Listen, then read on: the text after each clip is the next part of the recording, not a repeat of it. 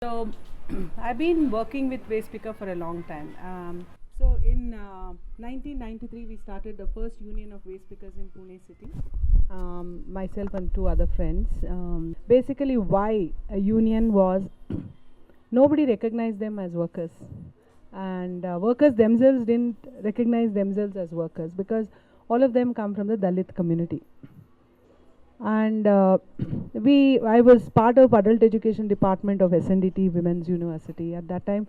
We were Lijjat Papad was very big those days, so we got into it and everybody was making Lijjat Papad to sell. I said this is not working for me. We have to really identify who are the most marginalized in a city.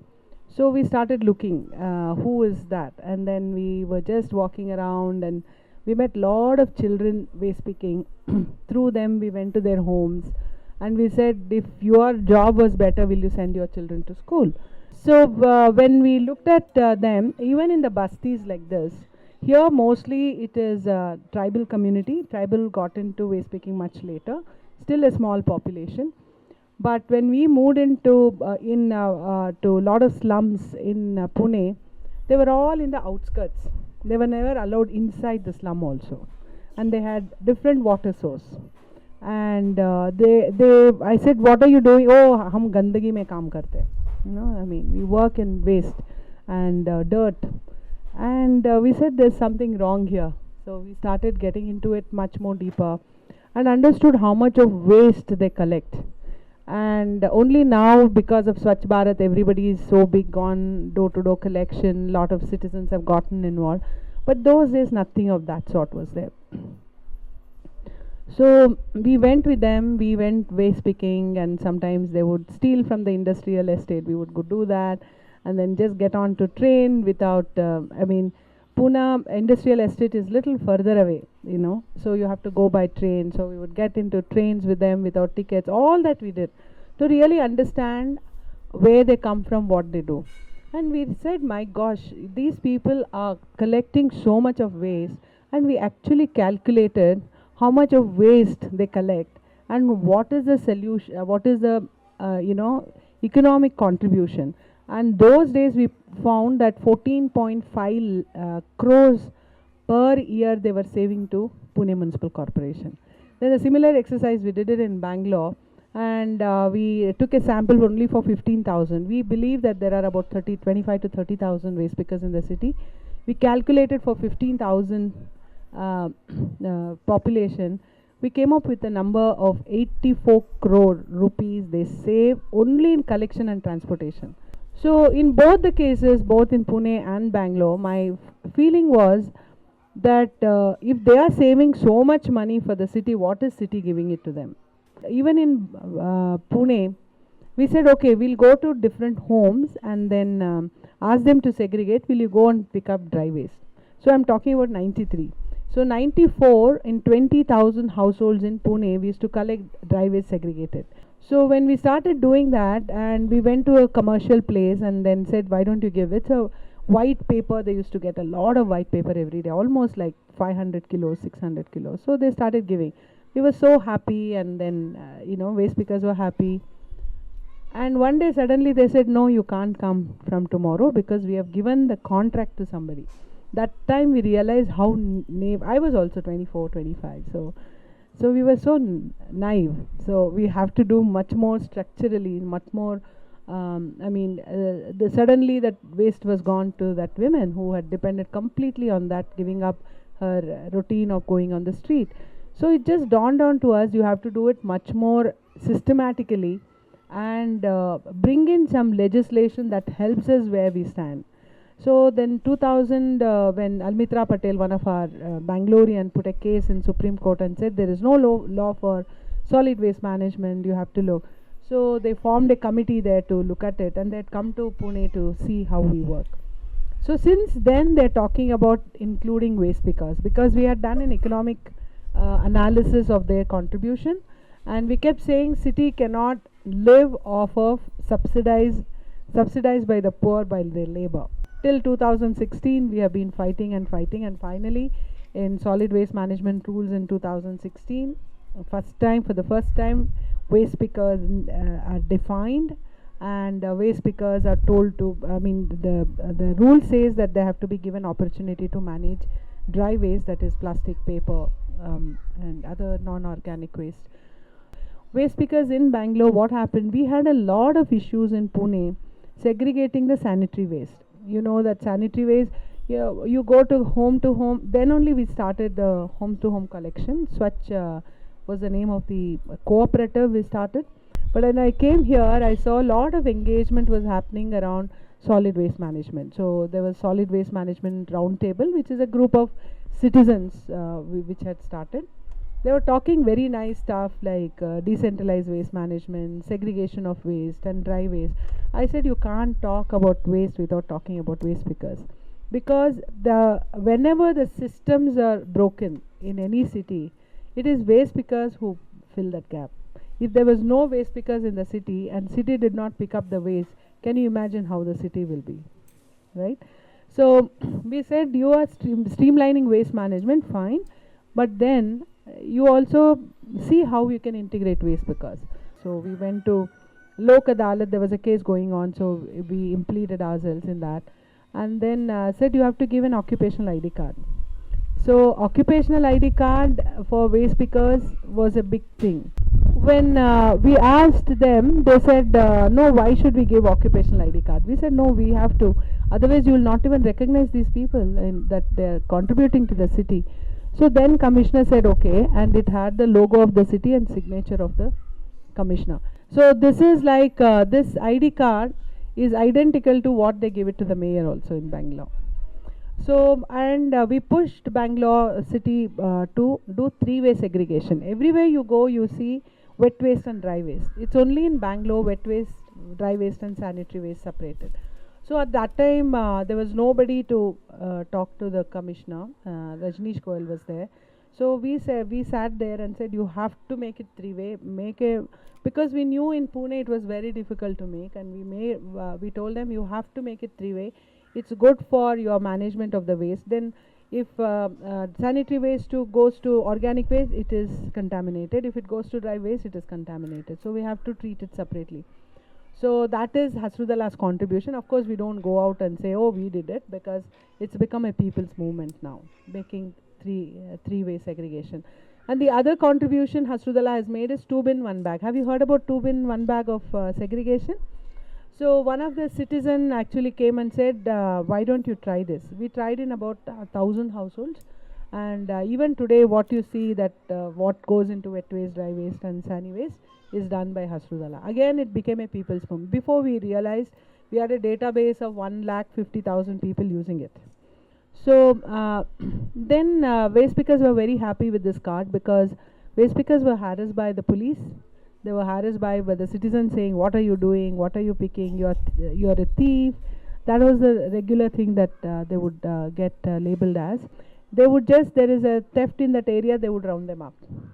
If they wanted to thief, they wouldn't, walk 10 kilometers a day, bend 1,000 times to pick up the waste, right? So then when we started doing, talking to the government and said, okay, you do decentralized of waste management, that is dry waste collection centers.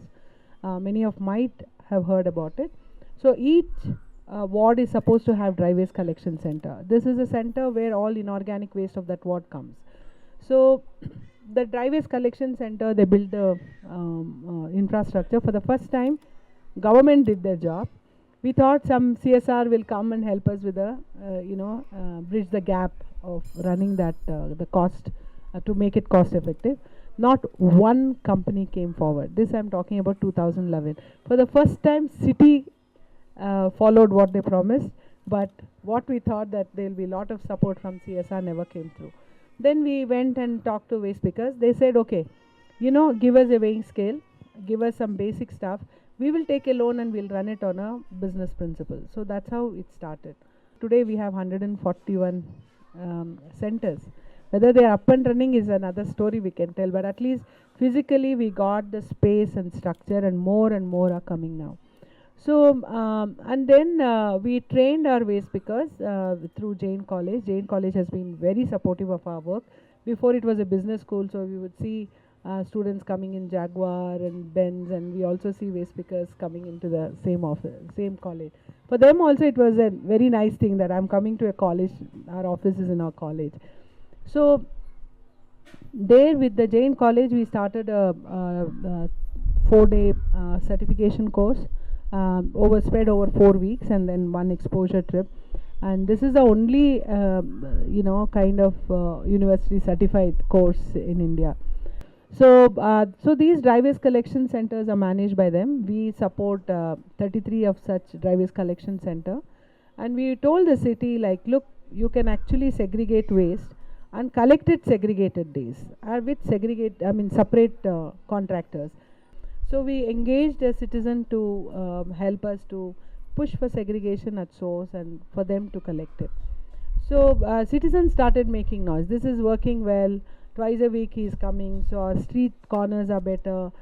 And also we showed that waste pickers can actually run the dry waste collection center. We showed they are the entrepreneurs, small entrepreneurs who can actually engage with the citizens to bring in change. And citizens were happy because if they had missed giving a waste, or they had missed picking up the waste, they would call and immediate services were there. So people were happy. And in the beginning, in 2011, they said we cannot give dry waste collection center in the name of waste pickers. So they were willing to give it in the name of Hasiru Dala, which was not even registered organization. At least waste pickers had an ID card. We didn't have any of those. Then we continuously engaged with the city and said you have to give it in the name of waste picker, because waste pickers are permanent, Hasiru Dala is not. And the more waste they collect, the more money they make. So it is in their self-interest to collect more dry waste. So then finally, I think 2016 or something, we got like 14-15 centers in the name of waste pickers. So the MOU is between the city and the waste picker, and we are third party to just support the whole process. And Swachh Bharat Abhiyan team came and they saw and said, my God, we have never seen something like this, and they got a lot of marks for that. Even though overall we rated very low, but for waste picker integration they got a lot of marks. So then the city said something we are doing right, so let's do this throughout the city. So in 2019 they said all dry waste collection center MOU has to be made in the name of waste pickers, and third party will be an NGO to support. We have the capacity to do 50. We can only do it and show. The rest the city should do it. Even in 2011, I used to go to college and schools and ask, what is your opinion? When you see a waste picker, what do you think? They say dirty, poor, sad, all that they would say. But the same question when I asked in today's schools and colleges, they always say environmentalists, they are doing something good. So the whole image we wanted to change, and that has happened. We are not saying they have to continue to work the way they work. We definitely want a better kind of working condition, but definitely we want their children to have an option. The better condition of work you give for parents, children don't go to work, they go to school. And nationally also we worked on a scholarship specifically for children of waste pickers with the night soil workers children, and they get about 3,500 this year from this year per year, so that they can buy whatever needed. But generally in government school everything is free, but most people want to send them to private schools. So that comes, and even if SC/ST children is there, 2,500 rupees they get, but this particular scholarship you get 3,500. So when that happened, there was an independent study made by FSG Consulting last year. This we had also not thought about it, which showed that after Hasiru Dala has come into operation in Bangalore, the child labor in this sector has come down. So this is so that is what we want, and our children are going to school now. We have a lot of children program, and children we have something called Buguri. Buguri is, if you don't know Kannada, Buguri means stop. So it's the name of the library. So we don't get into academics at all. We go into reading skills. So we have seen that academic score is going up, just improving the reading skill. This month is a read aloud month. So today we launched read aloud in our office. We connect with about At least last year we connected 2,500 children from different government schools and waste pickers colonies.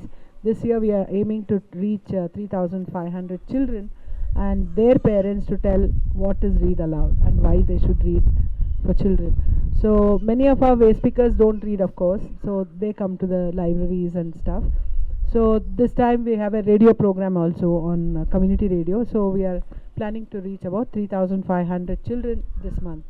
So what we have done is only facilitation. We don't get into like, okay, I will set up a huge scholarship fund. We do have scholarship fund, which is very little amount, but what we do is leverage what is available in the government schemes and all that.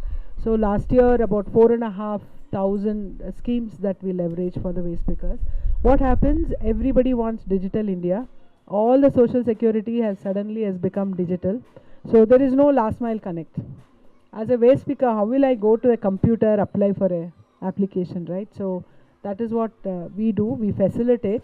We have very small schemes for from the private donation. We have more schemes that we leverage from the government.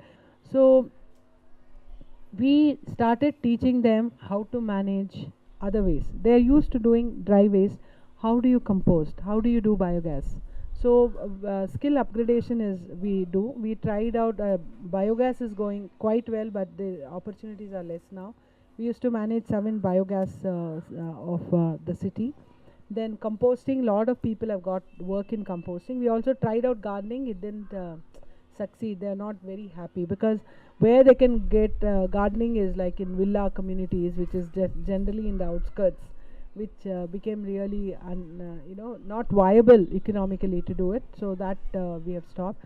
Some of our children now have gone to CPET, is a national institute, central government institute, which teaches how to do recycled products and plastic training. Usually it's a male dominated area. We're happy to say 3 girls have gone and learned. So we are going to start our recycling unit soon. We are waiting for PCB permission. So looking at waste pickers as a whole community is what we have done. So there are very few bastis like this where it's predominantly waste pickers. There may be about 5 or 6 of them, but otherwise there are 25 people in one payment, another 30 people somewhere else.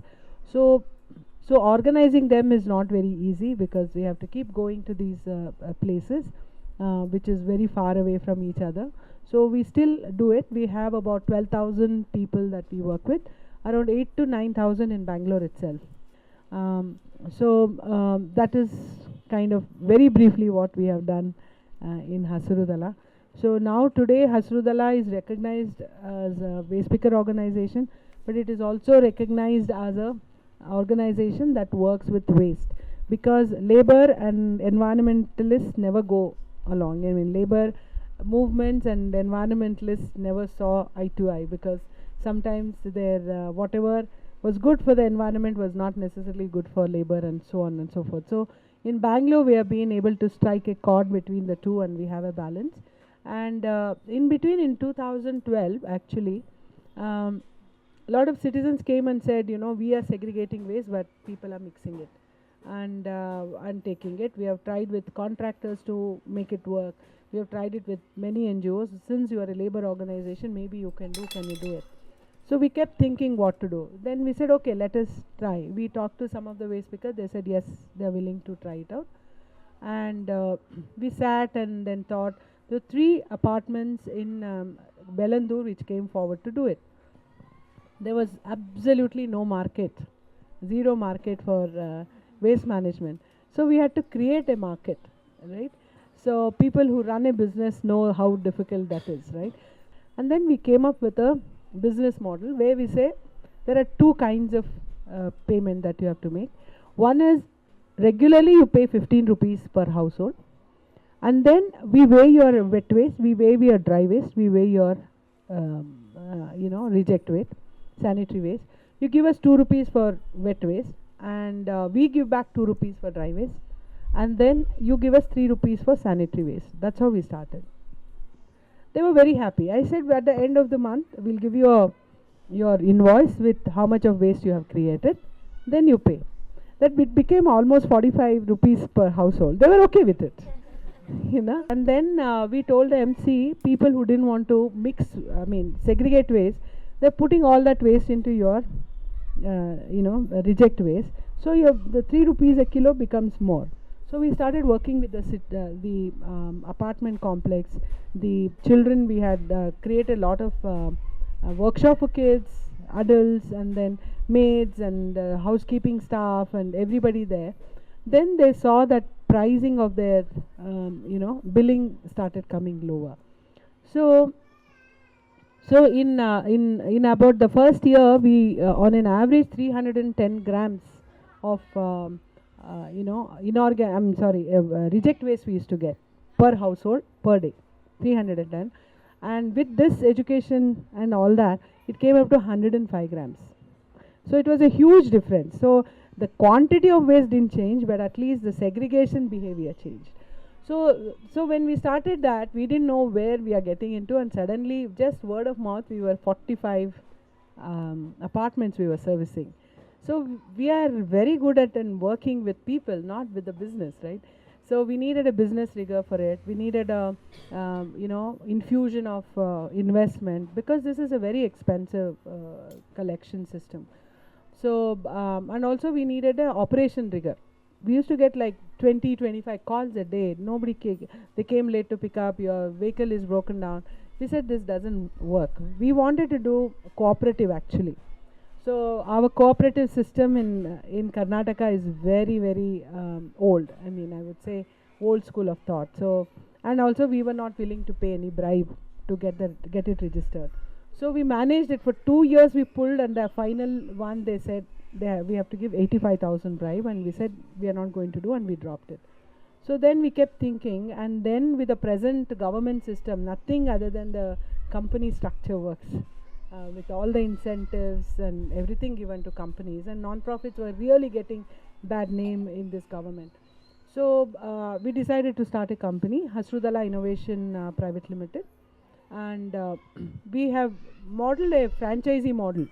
Even in that was also franchisee model was also started by the trust, where a waste picker comes with a truck, and we give so many houses to manage.